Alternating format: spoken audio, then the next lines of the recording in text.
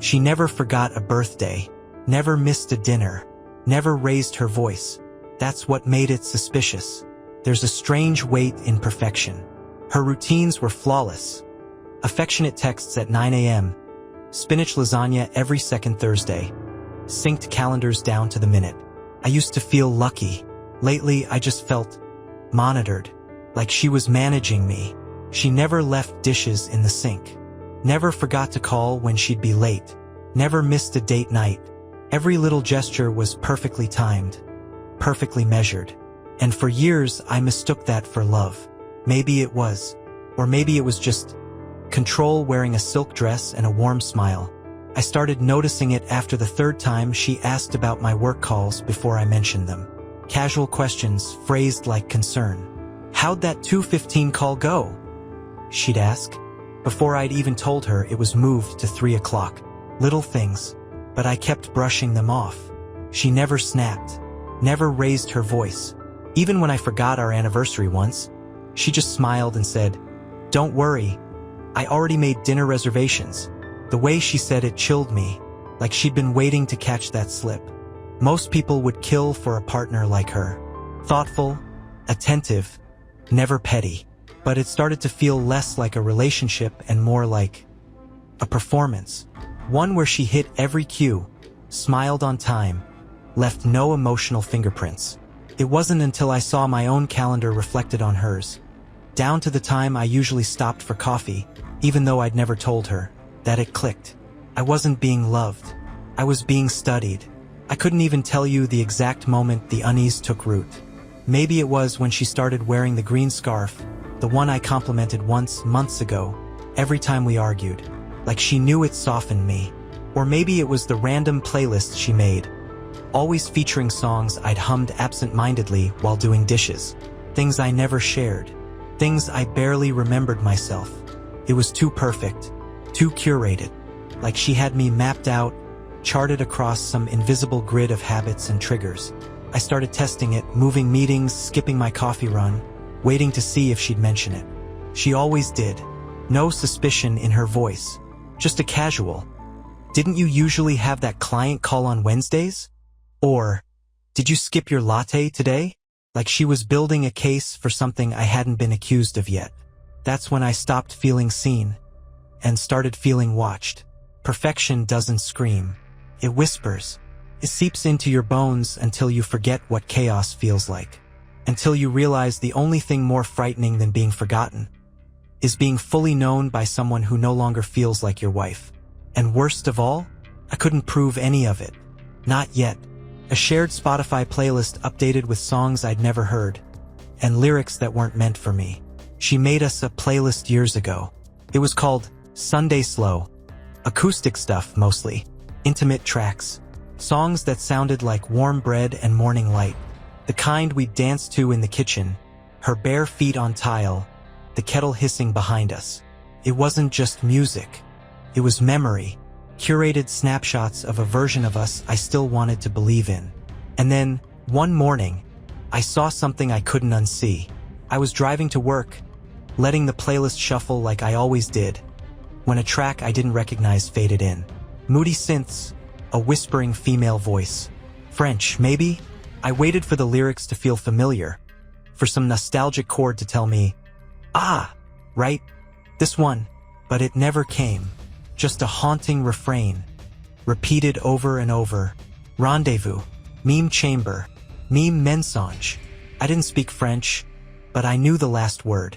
I pulled over, scrolled through the track list. 5 new songs, all added within the last month. None of them fit. Darker, stranger. And then I saw the title that made my throat close up. Our Secret Hotel. That wasn't a metaphor. That wasn't a love song. That was a breadcrumb.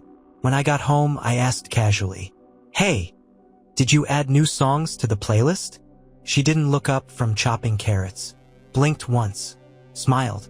"Must have been you." I hadn't. I know I hadn't. But I didn't argue. I just nodded, kissed her cheek, and walked upstairs. Because her lie was too smooth, too practiced, and I was afraid if I looked too long, I'd see the whole mask slide. Later that night, I listened to the playlist in the dark. One track, Hotel de Minuit, was nothing but whispered confessions layered over rainfall.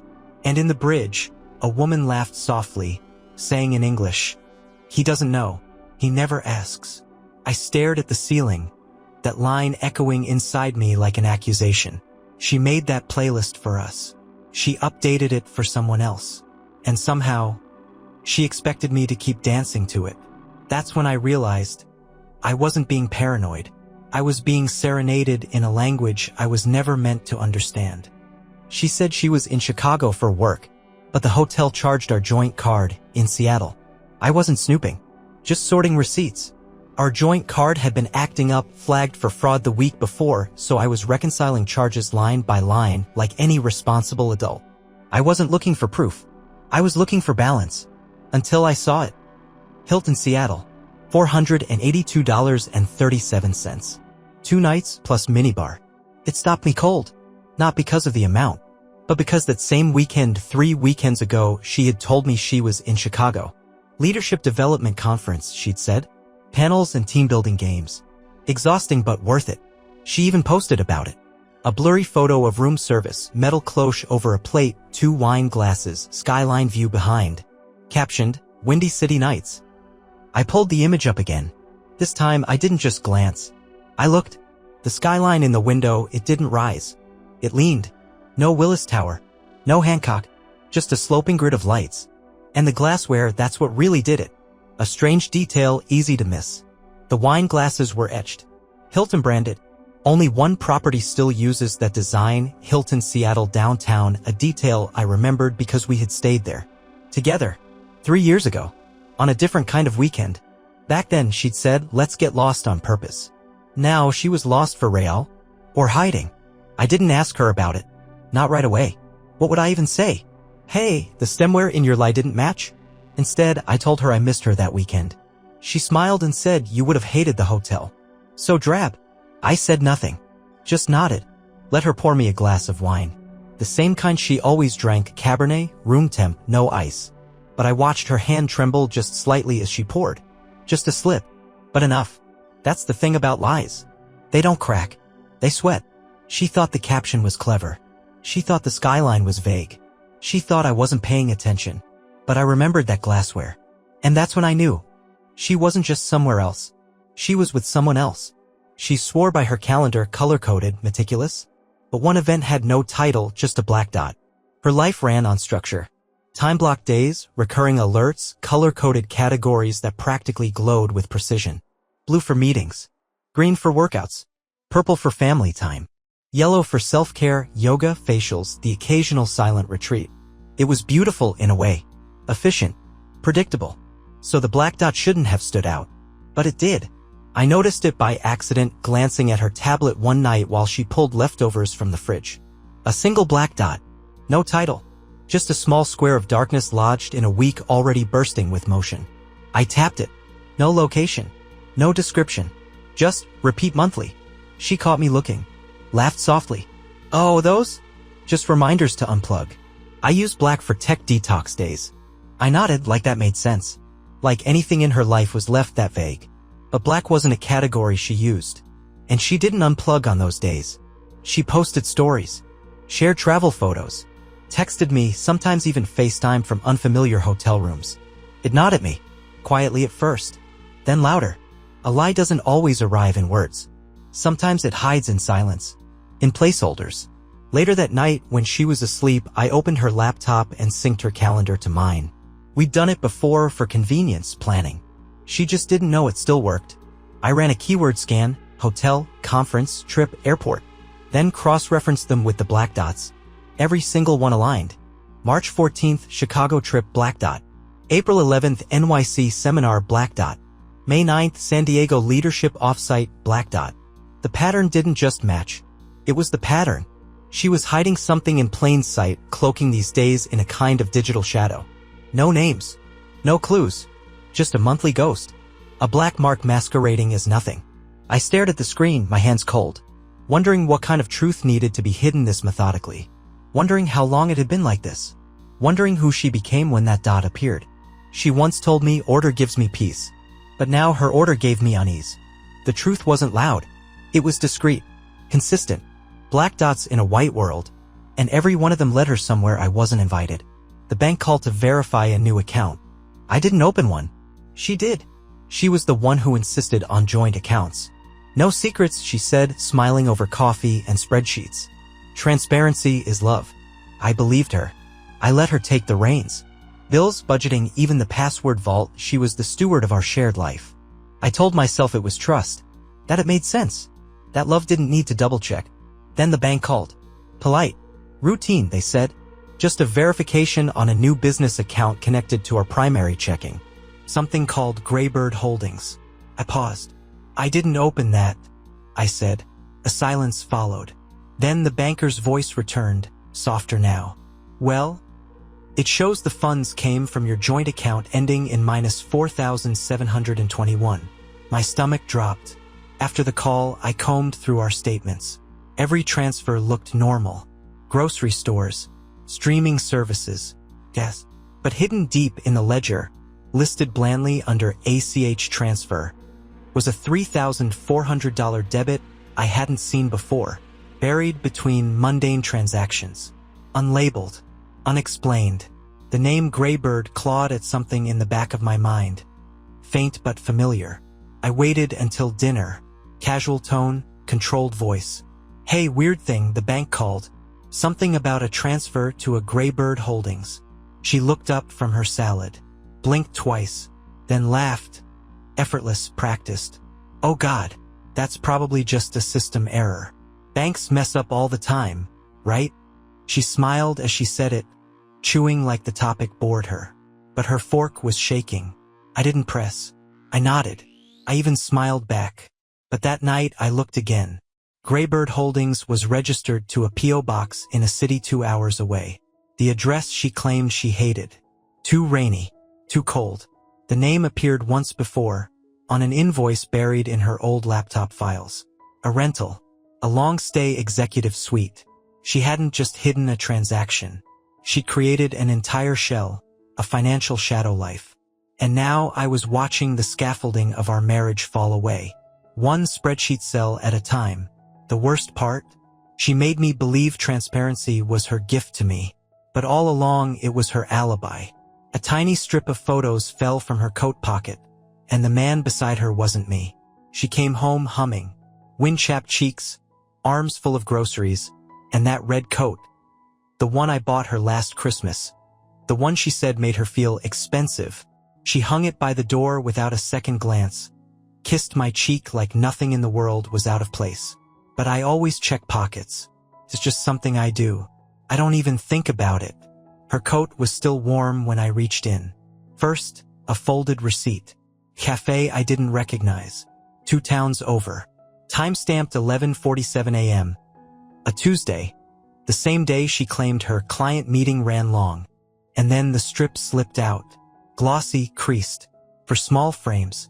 The kind you get from a booth tucked in the corner of a movie theater or mall. The first photo, her laughing. Head thrown back. Unfiltered joy. The second, him. A man I didn't know. Close enough to smell her shampoo. The third. Their faces turned inward. Foreheads nearly touching. The last, just hands. Interlocked. Intimate. Deliberate. That was the one that broke me. Because hands don't lie. Smiles can be staged. Poses rehearsed. But that kind of grip, the softness of it, that wasn't fake. That wasn't friendship. I stared at it, waiting for my mind to offer a reasonable explanation. A cousin. A coworker. Someone I'd somehow forgotten. But the certainty grew louder. He was someone she wanted. I heard her in the kitchen, unpacking bags, humming that same off-key tune. I wanted to march in, hold up the photos, scream, cry, ask her who the hell he was. But I didn't, because deep down I already knew. This wasn't a one-time thing. This wasn't a drunken mistake or a moment of weakness.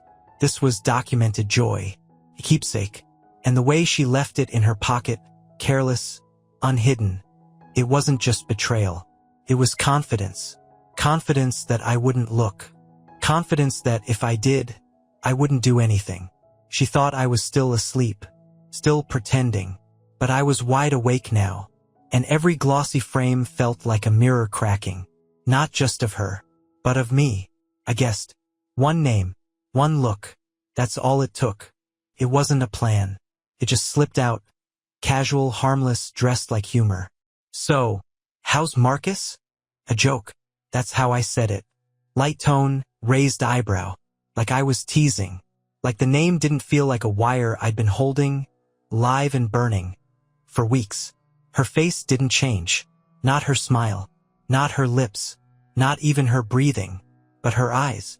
They paused just for a second, a blink that came half a beat too late, a subtle stutter in her gaze, like someone tapping the brakes too softly on an empty road. Then she reached for her water, too fast, too controlled. The glass bumped the edge of her plate and wobbled. She caught it before it tipped, smiled again. "Who?" she asked, perfectly composed. But her hands were trembling, not enough to spill, just enough that I saw it. The faint vibration of a mask slipping, not falling, just tilting. Her fingers curled tighter around the glass, the way someone clutches a lifeline. I said nothing, just looked at her. She didn't blink this time, didn't look away, but something had shifted, a flicker behind her eyes, like she was scanning my face for data, calculating what I knew, what I didn't, how far she could stretch the next lie. I leaned back in my chair and shrugged. "No one," I said, "just a name I heard, somewhere." And then I smiled, just like she always did when she was pretending not to know things. The silence that followed was brief, but sharp, a space filled with too much thinking. Her fork scraped against her plate. My pulse filled my ears. The tension wasn't loud. It was clinical. She changed the subject, asked about my day, but she never asked why I brought up Marcus, because she already knew. And now, so did I. The lie didn't unravel with shouting or tears.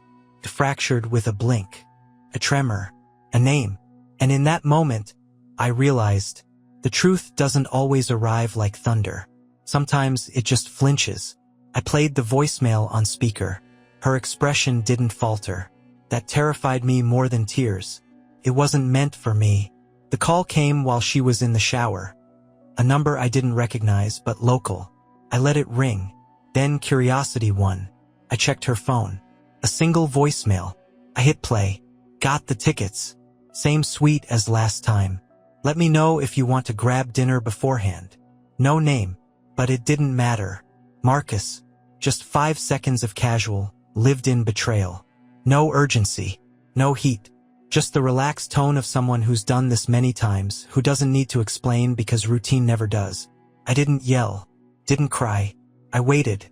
She came down for dinner in that black knit dress she wore when she wanted to feel elegant but not obvious. We ate quietly.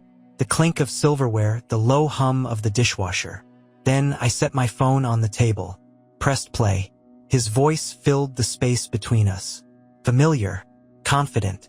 Unafraid. She didn't flinch. She chewed. Swallowed. Dabbed her mouth with a napkin. Then, "Let's talk about this after dessert." That was the moment something in me broke. Not from pain, but from clarity. This wasn't panic. This wasn't a slip-up or a close call. She wasn't scrambling for a lie or gasping for air.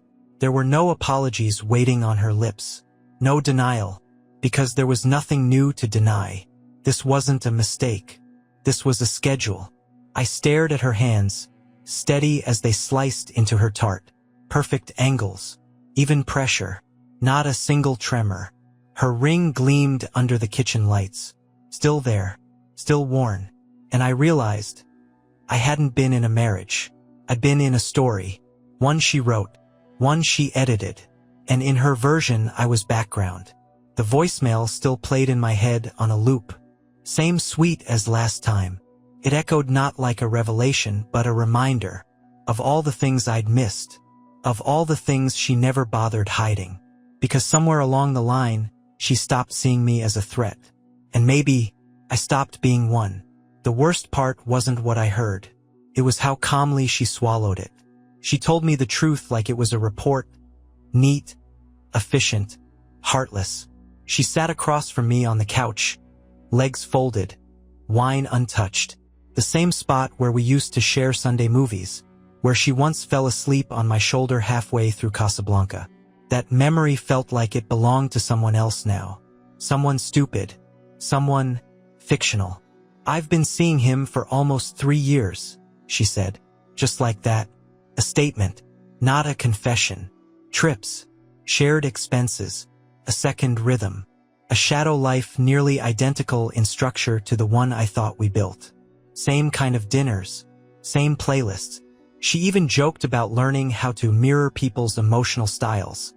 As if cheating was some kind of psychological experiment. She didn't cry, didn't beg, didn't even seem angry that I knew. I didn't lie, she said. I compartmentalized. The word hit like ice water. As if betrayal was cleaner when it was properly filed. That was her gift, I realized, packaging everything in digestible shapes.